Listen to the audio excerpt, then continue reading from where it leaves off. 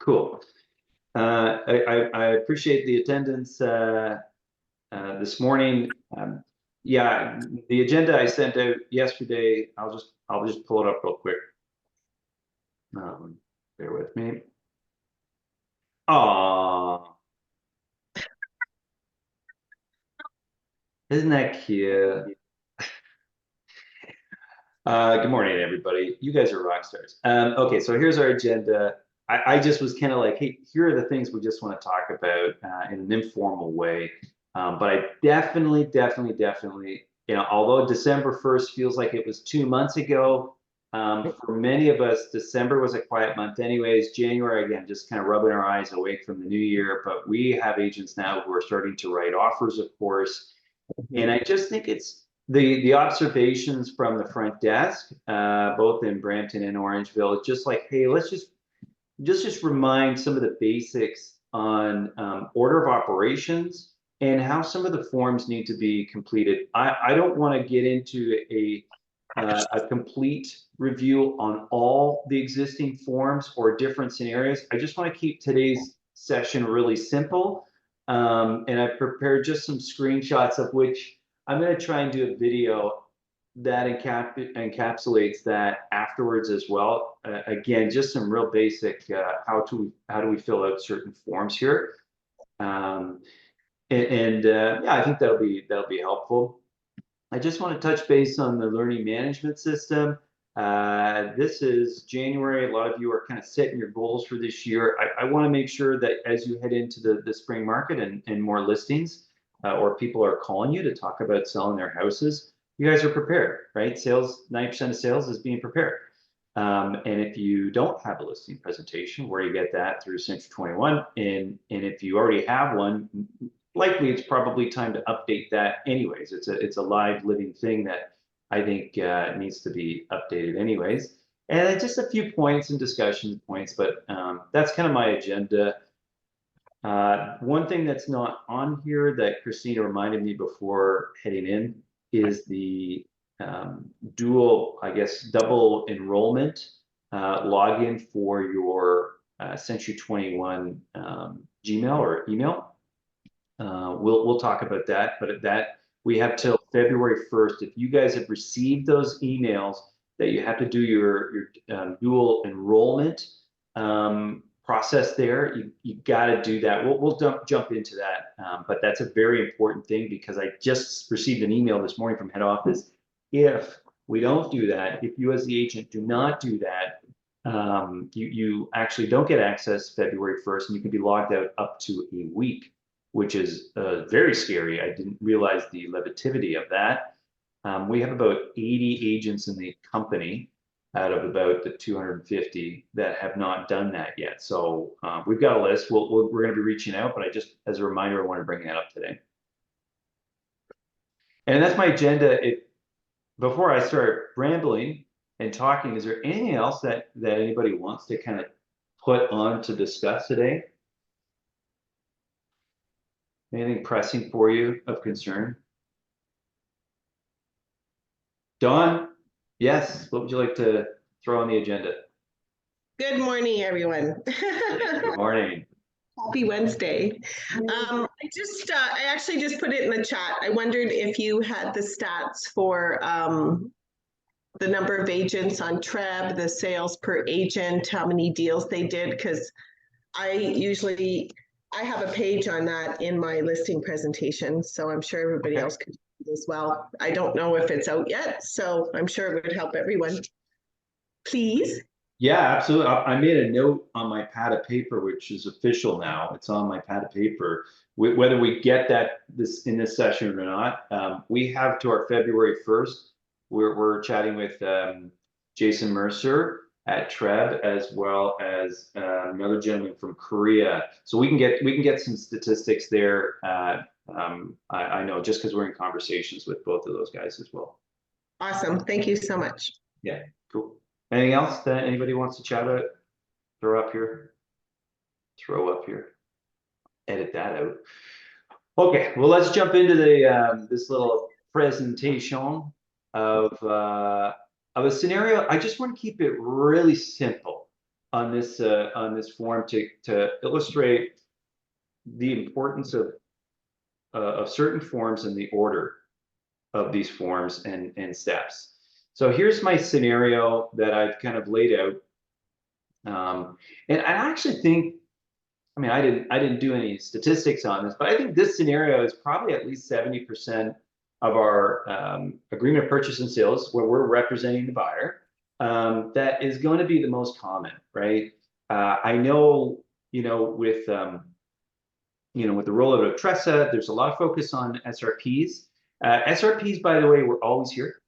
That's not a new concept. So it's not like we came across SRPs frequently before as well. I think it'll be a very small percentage. There will be, of course, multiple representation that still does exist. So those are scenarios that I do want to jump into. But I think a large portion of offers you are writing is to a different brokerage. And that's the scenario. Let's keep it simple. Step one is where I wanted to kind of focus on this morning. What are the forms? What is the process that we're going through? Before we kind of get complicated with different scenarios, which I'm absolutely good to do that, but I want to keep it really simple. I was here Friday night. I think it was like 6:30, 7 o'clock, and there were two agents that I know they were on sessions, and I know everybody's listening, but when the rubber hits the road and you're writing an offer, it's like you forget everything, right? So I kind of went through the two scenarios, and they were both these scenarios: submitting an offer with a listing brokerage, and you've got a BRA already signed here. So there's questions there, and I just want to review that. So that's the scenario here. You are the designated rep for the buyer, so you have a buyer representation already signed here. You are the cooperating agent. You are not a realtor working at the listing brokerage, okay? So I think everybody's kind of clear on that. So these are the steps that I kind of just wanted to go through. The first one, and I just did a quick screenshot here, reminder, we have templates. When you go into your web forms, we have templates already created for you. I know many of you have created your own templates. That's wonderful. It is your responsibility. I shouldn't say responsibility. It's a good idea. Take a look at our templates that we're creating. Again, just making sure with the changes of TRESA, we're being as thorough and as giving generous to you with ensuring protection and again, some verbiage, especially now where there's additional language required for a Schedule A, whether you're working with a buyer or a seller. And that's something I'm gonna show on a screenshot as well too. So just remember, when you come in, check in on those templates. The front desk and Christina is doing a really good job making sure that those are complete for you. This is just I just did a little dummy screenshot here of a scenario where I'm doing a freehold purchase. And here is kind of like the essentials for an offer. Many of you already are familiar with this, of course. You can see the very first form is the RICO information guide. I think most of you on this call are like, yeah, we know that, Trevor. I'm doing this because I'm actually finding that people aren't doing this. And that's not a criticism. It is totally understandable. And even RICO, the registrar, said, look, we're going to take time and we're going to have forgiveness as we go through these changes in the new year. So again, that's the tone that I'm setting here. But make sure before you, of course, can submit an offer representing someone either as a client or in a limited service agreement as that client, you would have had to, number one, sign a buyer representation agreement, which would define the services in a Schedule A. But then before that, you would have had to disclose a RICO information guide. So the very first step and the changes of TRESA is the RICO information guide. Again, I'm bringing this up because I have had a lot of conversations where this is not happening. So that's my first topic to bring up. So again, step one, make sure you submit this and provide this RICO information guide. I think I said in my video yesterday, and this was Christina's quote, TRESA is not a checkbox. It's not like, oh, no. Okay, the only thing that's changed is there's no customer. No, that is absolutely not correct. There's significant changes. And the significant changes is your awareness of this particular document. If you have not read this document, it's 13 pages. Please print it off. Read it, really read it, so you understand it. It will be the most common document you review from here on in as an agent in the business. Okay, so there's 5 sections in here, of course, elaborating on what it is working with the realtor, understanding all the risks when you are self-representing yourself, signing a contract with a real estate brokerage, the different scenarios that can happen in, understanding when you jump into multiple representation, and if you want to make a complaint, which nobody wants to make complaints on us, of course.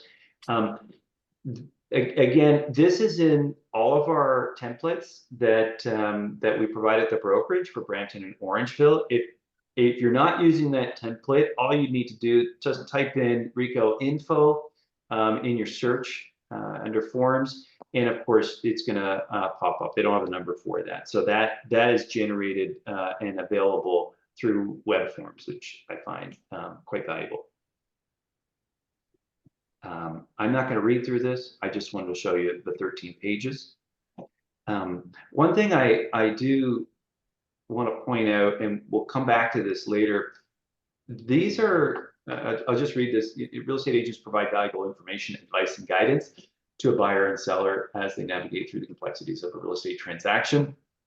If you are a seller, and then there's a description of all the things a real estate agent does do for you.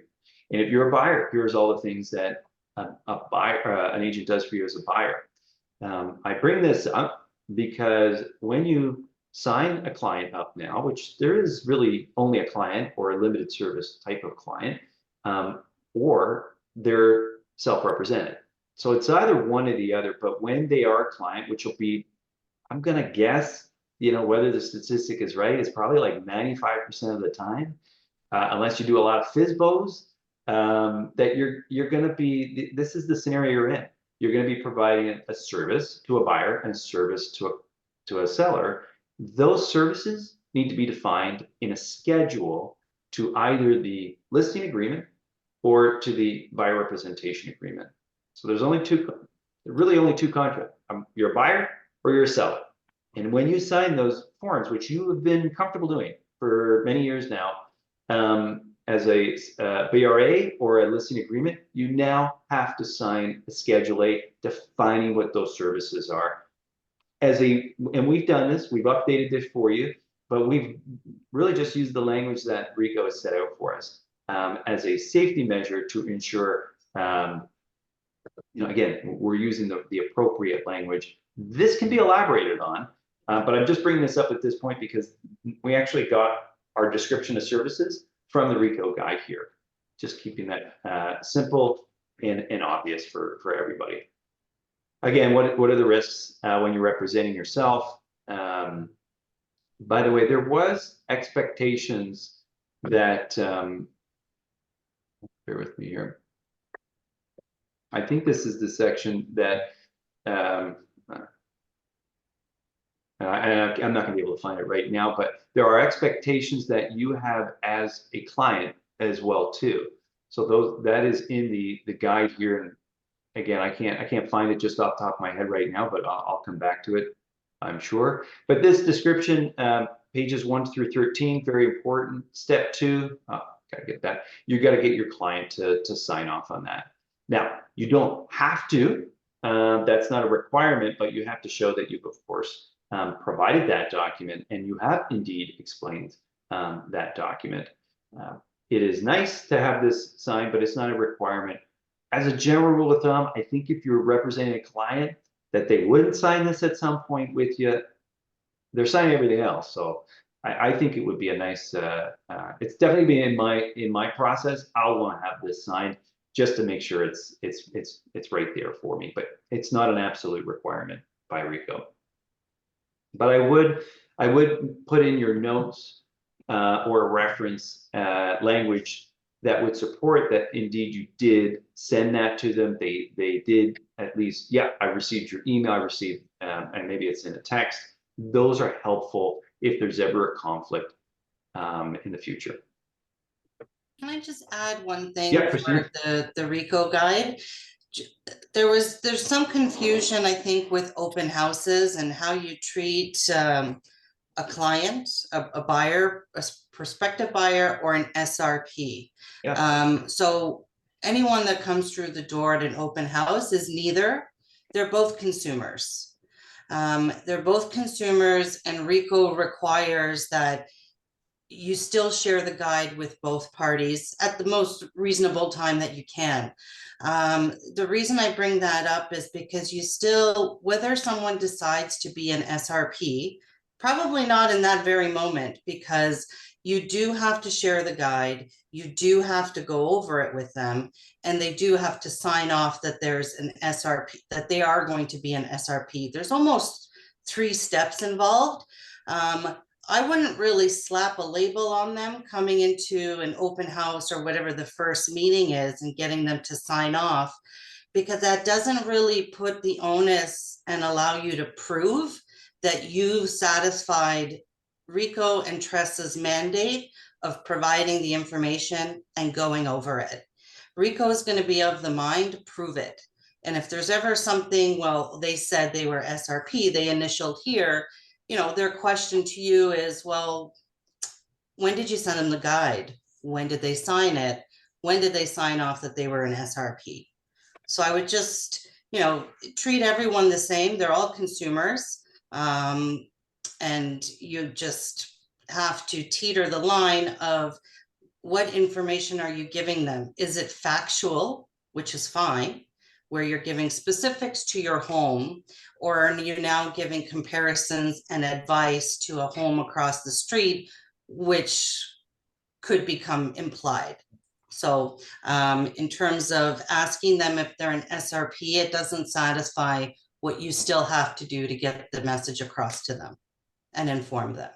That was it. Cool. Any questions? Cool. And actually, but there are, I know there's questions around that open house conversations, conduct discussions, that will be normal. This is everybody's first kind of rodeo moving through open houses. I even heard last week, Tony and Linda doing open houses and procedurals there. I think there'll always be questions on that. And I think what I'm trying to do, I'm trying to create in these little steps here, and I'll record a video afterwards, just a resource where we can kind of come back to kind of check on, okay, what's our reference point? How should we be conducting ourselves? And again, I think there's so many great videos out there, but yeah, that's a great point you bring up there regarding open houses, Christina. So sorry, back to the steps for you're working with a buyer. Again, I think 70% of the time, this is the scenario. You're working with a buyer. Your first step, you got to make sure you get that RICO information guide delivered to your client. And then again, if they're going to be a client, likely they will be just fine signing this documentation that they have read this form. Step 3. Just going to try and move my, yeah. Step 3, once you've signed a buyer representation agreement, which is, again, you're working with a buyer. We're assuming you're working with a buyer. They're under a buyer representation agreement here. This is just a sample of a Schedule A, which is required for that buyer representation agreement. This is something people are getting, they're not clear on. Trevor, I got the BRA signed. Great. Is there Schedule A, which is required, defining the services that you as a buyer agent are providing there?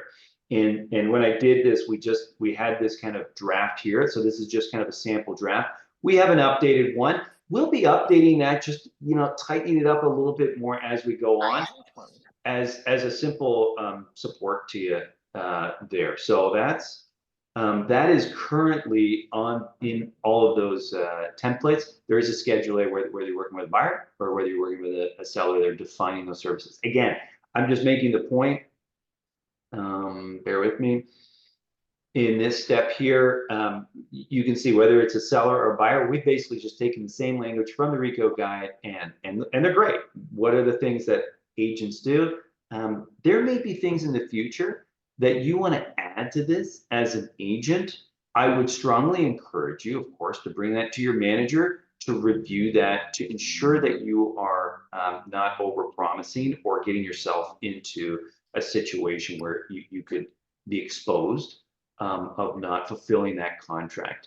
And that is the only concern with having a Schedule A, setting out those services. They have to be specific enough so that they're not confusing to the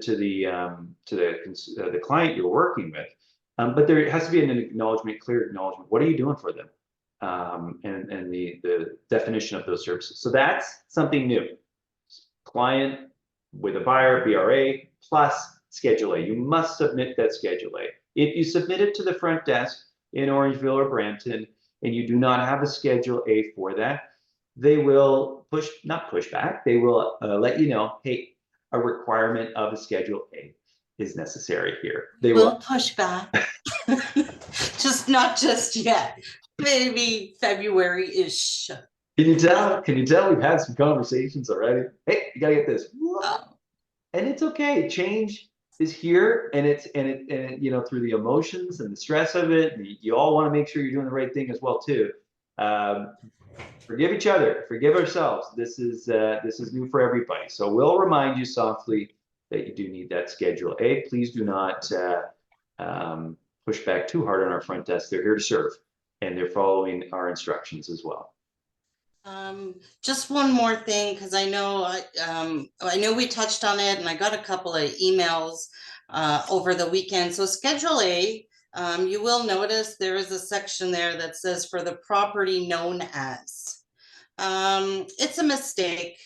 AREA's changing it. It's supposed to come out any day now with a new form, hopefully before their second round of the forms updates, which they're doing next week. But typically early on in a relationship, you're not going to know the address, so nothing would go in there. But you're not supposed to leave blanks on AREA forms, so you can put to be determined.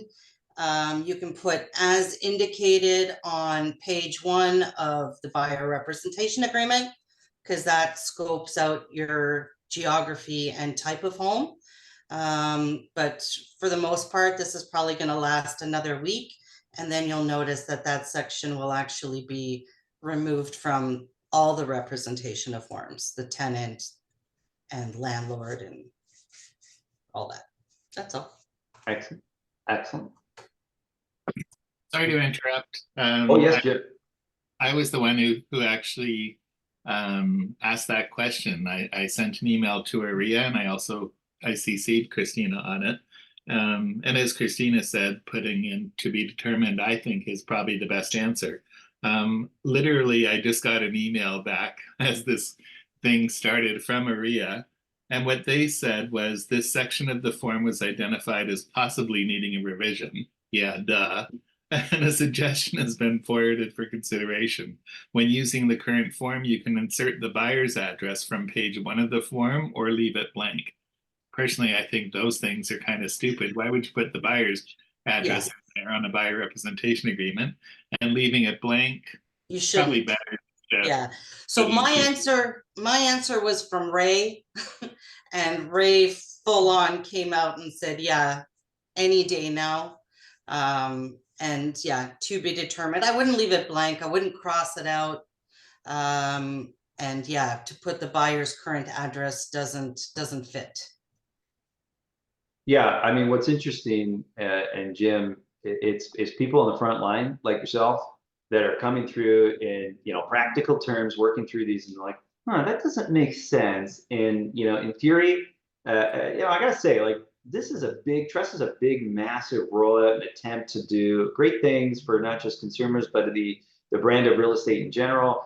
but they're not going to get it all right, you know, right out of the gate. So I think they've, even the tone in which the registrar speaks as he's going, guys, take a time, you know, we'll take our time. We don't expect you to get it right just right away. They know that there's things that they need to improve on. So great on. It's always nice to hear the millennium ages. That's one recognition over the many years that I've heard feedback. When you deal with a Century 21 Millennium agent, there is a thoroughness of education and training that's happening, and that's from people like Jim and individuals just thorough about their paperwork. So that's great, Jim. Thanks for doing that. And I bet you there will be more. I think Christine and I were chatting about there's another change memo that we saw as well too. This will happen. This will happen. So again, I just wanted to point out, where are the services coming from currently right now? The language is really coming from Rico. And the reason is we are all a little bit cautious on how much we define our services to ensure we're not over promising and then not in a term of under delivering, but where there's a scenario where something was not completed and then we're now then in breach. We don't want a contract being null and void or being up for dispute if something's not defined clearly or not accomplished in that Schedule A. So really, I do encourage you, if you are ever going to change that Schedule A, it's good to come to your manager to discuss that and to get, I would say, written confirmation, indeed, what you're changing there, just to protect yourselves. That would be the only reason I would say come to your manager and get sign off on that. That is something that, as a brokerage, we're concerned about as well, not overextending ourselves. Not that point is made. Oh, how do I never do this. I'm gonna erase this and erase that. Okay, cool, that was easy. So step 4, there's nothing on the agreement of purchase and sale that's really changed from a TRESA standpoint. Is that correct, Christina? I'm just trying to think. No, I don't think there is. No, nothing's changed with regards to the TRESA updates on an agreement of purchase and sale. So there's nothing there you have to worry about. Trevor, it's still agreement of purchase and sale. Yeah, it's the preparation, the communication prior to, and then on the confirmation, we'll discuss that, any changes there. But I just wanted to let you know, there's nothing on the agreement of purchase and sale. Working with the realtor, there are 2 versions, I should say, of working with the realtor. This one that I guess I'm used to working with, but there's an additional one which just breaks it out into 2 pages. Okay, so this is the 1-pager. There's a 2-pager where the font is just basically bigger. They talk about the same thing. The one item that is really happening a lot that people are tripping up on is if you're representing a client and your buyer here in this situation, in this section here, you would drop down. There's a drop down menu. I didn't capture that on the screenshot, but it's either buyer or it's seller. So you choose which one you're working with when working with the realtor. So buyer in this scenario. Over here, where's my little thing? The SRP, you're not completing this. You're not representing this consumer as an SRP in this scenario. Okay, that's a different discussion. Again, I think the majority of the time, it's going to be a client that you represent in some way. Yes, are there options for SRPs? Absolutely, but I think that's going to be fewer and far between. That'll be a different discussion how we fill out our paperwork for SRPs. But again, for simplicity reasons, this 95% of the time, roughly, I make up these percentages, by the way, 20%, if not 30% of the time. So you all know that. But I think this is something you guys are both you're filling out both the for the client and the SRP. Don't do that. Just for the client if they are a client. Okay, so that's a big one. I think a lot of you are tripping up on.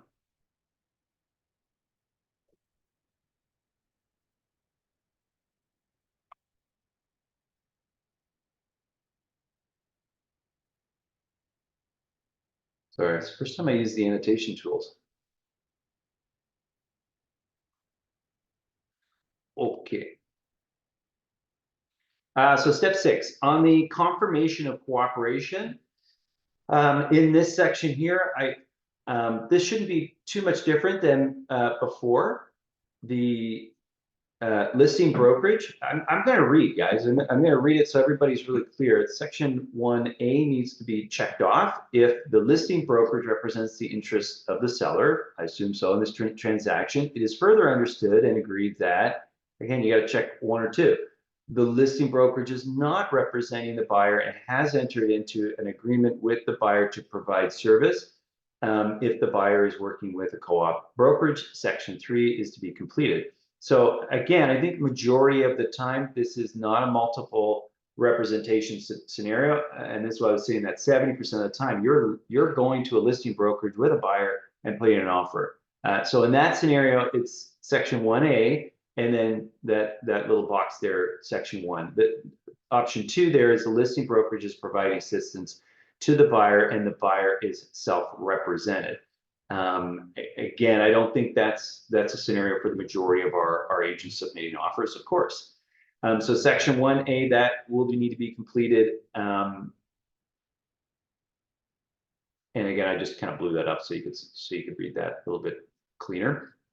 On the second page, of course, it is section, you go straight to section 3. The cooperating brokerage completes section 3, and a listing brokerage completes section 1. So cooperating brokerage representation. The cooperating brokerage represents the interest of the buyer in this transaction, and you define that those interests of the buyer through your buyer representation agreement. Okay. So section 3A, you will check that box, and then 1 in that scenario. Option 2, the cooperating brokerage who has a seller limited service representative agreement with the seller client is providing assistance to the buyer as a self-represented party in this transaction. Again, I don't think that's going to be something of a scenario that's common at this point. So again, for the majority of your offers, it will be likely the 3A, and then box 1 checked off. And then, of course, you want to get paid. So the cooperating brokerage, as per usual, you'll put your commission in there. One point of conversation that has come up, and I don't want to go down a rabbit hole here, but if there's a scenario where there is, again, let's say you're going into Hamilton and that listing is only offering, say, 1.5%. You can use the confirmation of cooperation as per the TREB rules and regulations and their frequently asked questions. You can use this confirmation cooperation to change that offer that is offered through the MLS listing. We're only offering 1.5%. If you want to try and get that 2.5%, you can use the confirmation cooperation to negotiate that. That has been something that has been, I think, not very clear in discussions with some agents over the last little while. But that is something that, again, Christina and I have kind of dove into this on a couple little projects just as a matter of fact. But this is an appropriate place to do that. You want to try and do that as early as possible prior to submitting an offer for that with your buyer there.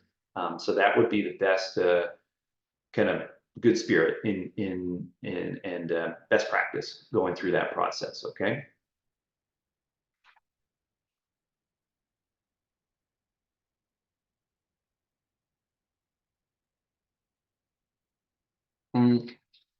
At this point, I just, that's kind of the end of the real basic scenario. Again, I wanted to keep that basic. I can't believe that took me 45 minutes to tell you, but I think it was a necessary discussion and just kind of showcase. This is something we're having conversations on daily. So I want to make sure that was shared with everybody. Boy, that took me 45 minutes to go through. Let me just take a break here. Was that valuable for everybody? Did everybody already know that? you're probably like, we knew that, Trevor. You didn't have to do that. I just wanted to get into the weeds a little bit and show everybody that, again, RICO information guide, acknowledgement at least that you did send that, making sure that on that working with the realtor, you just got to do the client, buyer or seller, if of course you're submitting the offer and representing that buyer. And again, clarity on the confirmation of cooperation, what sections you're signing there. Again, if it's multiple representation, that's a different discussion. I'll have a few different slides next week. We'll just keep doing stuff like this. I think reminders, repetitiveness, and I bring this up because I think a lot of you go, yeah, I know that, and you haven't written an offer yet, let's say, and then when you go to write that offer, you're like, forget everything, or I just need a sounding board of confirmation on that one. So that's why I do that. Cool. What else do I have? Any questions? No? Good. Let me just get back to my agenda here so I stay on track. The LMS, which I won't dive into right now, but I will say, you know what I will do?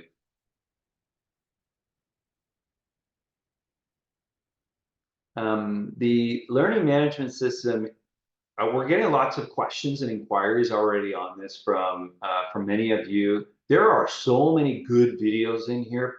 I didn't create any of them. We've only ever done the total listing kit process there as well too. But I would really encourage you, if you're looking for that, reset or updating, just reminders of good practices. This is such a valuable video resource program. So please, if you haven't logged on to this, I'm going to recommend you do. I have been getting a lot of questions, of course, on the listing kit, on just the process. Whether you actually are going to go with the listing kit, I think it's a really good, there's 7 videos there to review all the things you need to talk about in your listing presentation. Again, 90% of your efforts to win and bring the return you're looking for, so that's a signed contract, a signed listing, it's going to be from the work you do ahead of time going into that presentation. Yes, you got to do a really good CMA. Yes, you've got to show how you fill out the paperwork and describe everything under the TRESA rules, of course, but you must have, and you must convey the marketing program that will inspire your sellers to go, yes, I want to use you as a realtor. And I think a lot of us get a little bit panicky because, when entering into the spring market, because you're not prepared to the extent you want to be prepared. So the total listing kit, by the way, I want you guys to watch it. Christina, I think we'll open that up to those who just, if you're interested in it, just reach out to Christina or myself. Hey, can you open up the total listing kit video for me? I'm interested in watching that. I just want people to be as prepared as possible. And that's for our listings right now. We will be unveiling on the February 21st meeting there in Hockley Valley. We'll be unveiling a whole suite of other amazing products that myself and Christina has been working on for working with buyers. So we're really excited. Some pretty, I'll just say it, the word is sexy tools that we're going to be presenting. I thought the total listing kit was great, but we got some really cool stuff coming down for buyers and for you using those marketing pieces working with buyers. So I'm excited about that. Getting back to my agenda. We chatted last week very briefly about phone calls, reaching out to your database, reasons for making those phone calls. I don't want to go into role play right now. We did a little bit of that last week. I just think it's really important. Everybody on the call today is aware of the interest rates. You're aware of the immigration impacts. I'm sure everybody's now heard about the limitations on students now that they're doing at the federal level as well too. There are so many discussion points, so many reasons for you to be talking to your clients right now. I came in on Saturday and I was here on Sunday, as well too. On Sunday, Ryan Anderson was in the office making prospecting calls, and I got to listen to him do those, I think maybe 3 or 4 prospecting calls. It was really fascinating to hear how he had conversations. They were all very sincere. There was very light reference to kind of current events and what's happening. It was really about the theme I heard. He was really engaging on a personal level with those individuals. There was his database, right? There's history there. Don't be afraid of making those calls. But as a general reference, you want to reconnect with your personal relationship, connecting with that individual. You can find a script for that. We can give you scripts for that, but that's how I speak, or how Ryan speaks, how Shanali speaks, how Don speaks, is not how you're going to speak to your client. You're going to have that personal connection, but have those reference stories, and if it is something that is applicable for them, or talking points to either help motivate them or just help show your competence. Again, your database isn't necessarily you're going to get a transaction, a buyer or a seller out of them. But at the end of that call, I'm like, listen, if there's anybody that is interested in doing a purchase or looking to sell, I hope that I'm a person that you're going to refer them to. It is that question that you're looking to get an answer from. Your personal connection, elaboration on your competence, what's happening in the market, how things are affecting real estate going forward, through those various things I mentioned. And then at the end, you've got to make sure the key question is, look, if you know anybody that is looking to do a transaction, looking to sell, or looking to do an investment property, or looking to do something, that's the question, that's the ask, that's the sales pitch you're looking for. And that can be a very sincere question, a very natural question to get a positive answer to, if you do that call appropriately. Very sincere, open it up, a couple little points, discussion, asking about them, and a question like that will bring you results. And I heard Ryan as he was doing it, and that's why I thought it was so important to bring that up, reminder for people. Those phone calls work. They absolutely work. What else? As I mentioned, kickoff February 21st. We should have registration email going out today. Sorry, that's taking us a little bit of time. We've got Tanya Chinova, and I gotta say, if there's many reasons you're gonna come out for that day, and we are doing that in Hockley Valley. We've got at this point, Lisa Post, the mayor of Orangeville, coming to kind of open things up with us, and then we jump right into a workshop session with Tanya Chinova, about not just the mindset. I had a call with her on Monday morning. We talked a little bit about mindset for maybe like 3 or 4 minutes, of the concept of the self-sabotage that so many of us are doing, from having our very best year to our very worst year in 2023. She's like, yeah, Trevor, by the way, I go around the world talking to salespeople in general. They're all like this right now. Your real estate agents are nothing special in the sense of what they're feeling, but it is a very human reaction to sabotage yourself and put yourself down, criticize yourself, which is an awful thing and mindset to be lingering in. What we need to do, though, to get them out of that is really ask a series of questions, and then we jump right into defining what our sales vision is. And actually, the rest of our conversation was all sales, which it got me totally inspired. And I even, the training I've received over the years of corporate sales, like, you forget the fundamentals of what the process is. So I'm really excited about Time to Know. So that's an 1.5-hour workshop. We have some great speakers in the afternoon. We've got Tom from Property Vision coming out to speak with, I think Bethany King is hitting the stage with him on Media Portal and their social media platforms. And wow, so much more, with a whole branding exercise, which I'm not doing it any justice. And then we've got a lot of things going on in the afternoon. Of course, the unveiling of buyer package. So that'll be a great session for everybody. So that should be going out today. with 5 minutes left, let me just stop talking and just gonna open up. Are we missing anything today? Is there anything that anybody needed as I'm kind of going through this stuff that I've missed, or you want an answer or question that popped into your head? Feeling good? Feeling good? Don, are you waving at me or you got a question? All right, let's hear it. If you're gonna, yeah, there you go. Okay. Yes, I have a question. So great job today, Trevor and Christina. Thank you so much. Yeah, awesome information. So I've been meeting up with sellers that I saw 2 years ago, and I also met up with a buyer showing him a home. His buyer representation had expired. So of course I brought the whole package for him to read.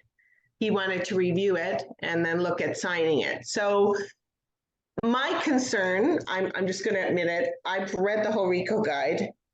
With the way that the RICO guide is written and even the buyer representation forms, it kind of flags SRP, which I really don't know how to explain. And I'm just wondering, is there like a simple way to explain it? And it's my understanding that there are no commissions. And so would a buyer be under the impression that, you know, he could save that money on the price of the home that he's purchasing? So just wanted to see some suggestions for that, because I just don't, I obviously as agents, we don't see any advantage to self-representation, but because it's so explicit in the RICO guide, and I think it's also there in one of the other forms, it brings that up to people more than it ever did. Yeah. I agree with your sentiment there. To answer your question, there was a really great video that was just put out. It's about 3.5 minutes. And it does, I think, on a high level, elaborate a little bit more regarding the self-represented party.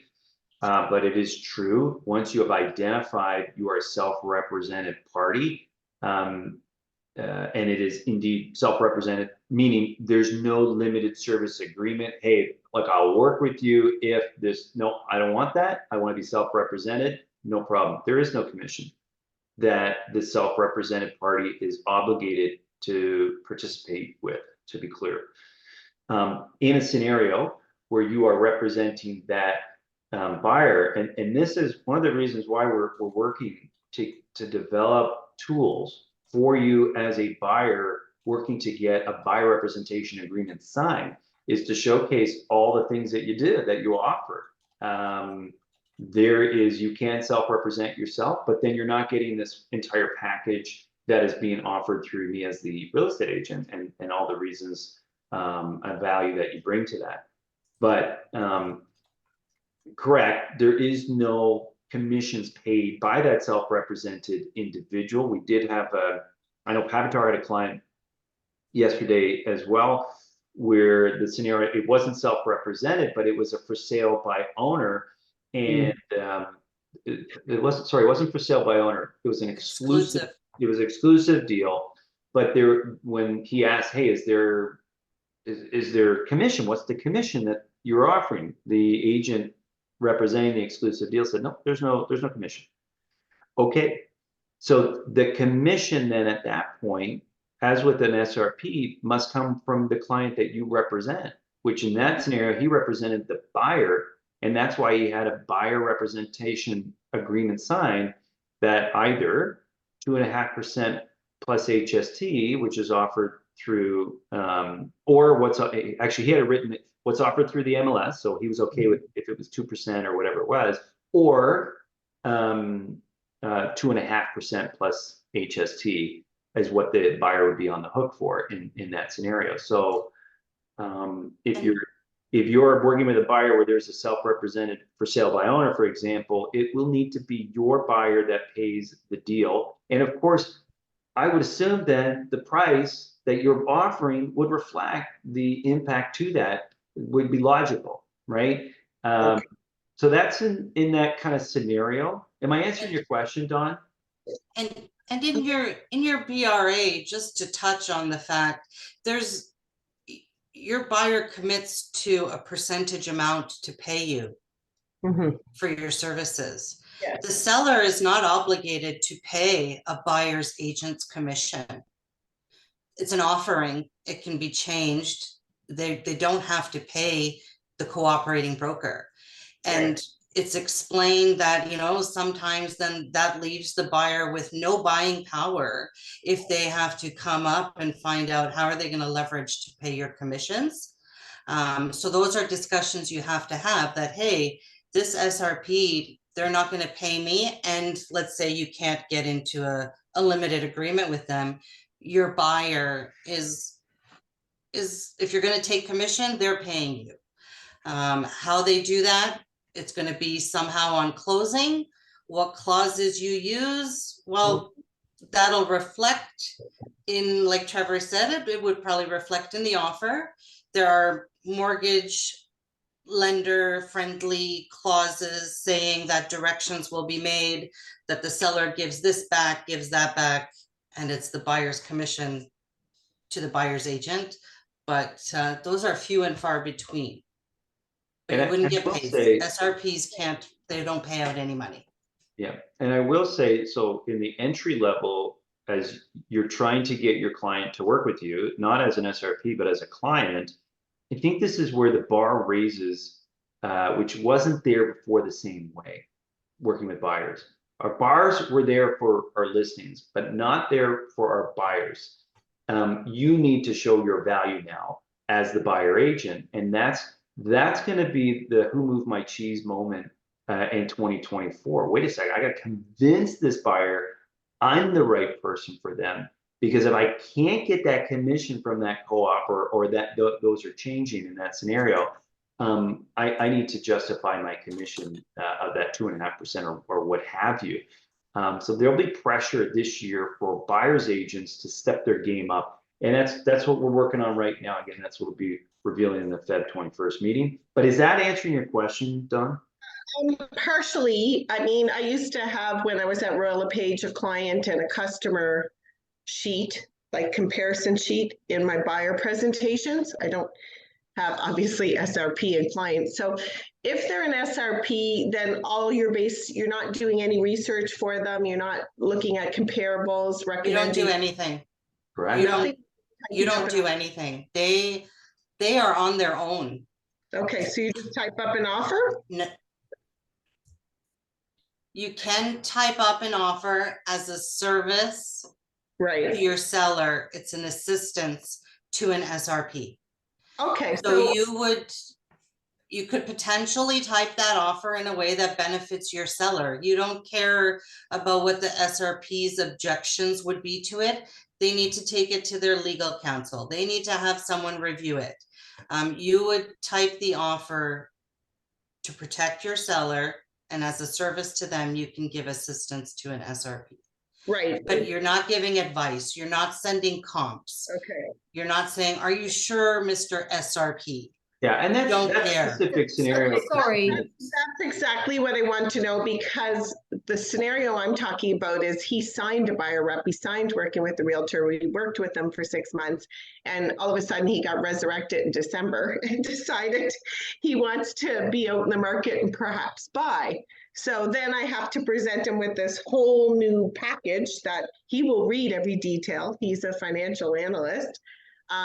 So that really helps me. That's awesome. And Totally. Don, just to be clear, he could have been Mhm. self-represented before as well. You have consumers out there going open house, open house, open house, trying to work with No, the. we had buyer rep signed. We're Yeah, working. I mean, now of course they would okay, either act as they'd be signed up with that listing brokerage, and then they'll do a multiple representation deal, but they were working and doing the work before, and they could have still gone to their lawyer prior to write the offer. So self-represented is not new. It was always there. We've just coined it a phrase, and it's being clarified for the rights and protection for our consumers out there.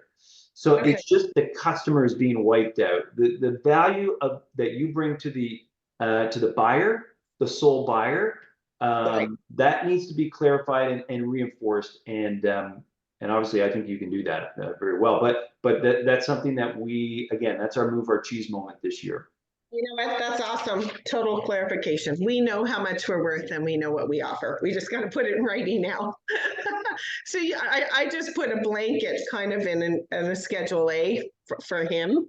And then we'll tweak it based on what you provide us. But thank you so much for all this information. Cool. Awesome. We are 5 after 12. That was a great session. Thanks everybody for your participation. Thank you, Christina. Just a heads up, next week there's no Wisdom Wednesday. I'm heading out to the chairman's meeting next week for some education and rah-rah with the top 21 companies in Canada. So that's exciting, representing. So we'll pick up Wisdom Wednesday the following week. Christina here in Brampton is available along with Shazad. And then in Orangeville, of course, Tio is at the helm there. So yeah, just letting everybody know on that. All right, guys, have a We're great... doing a Wednesday, well, we're doing a Wednesday WEBFORMS TRESA. Oh, yes, sorry.